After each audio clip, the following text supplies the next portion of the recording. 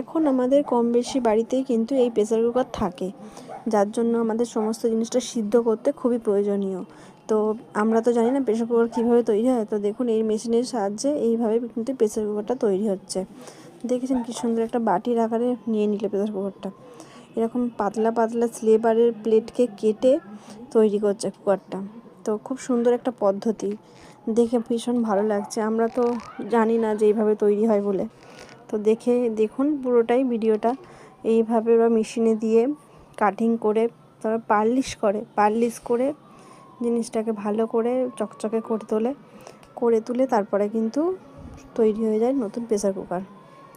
তো দেখুন ভিডিওটা, দেখুন কি সুন্দর বানিয়ে নিল, দেখেছেন? তো এখন মানুষ চাইলে কি না করতে পারে, সমস্ত জিনিসটাই করা সম্ভব, শুধু একটু পরিশ্রম করতে হবে, আর কিছু না। পরিশ্রম করলে সমস্ত জিনিস মিলে যায়।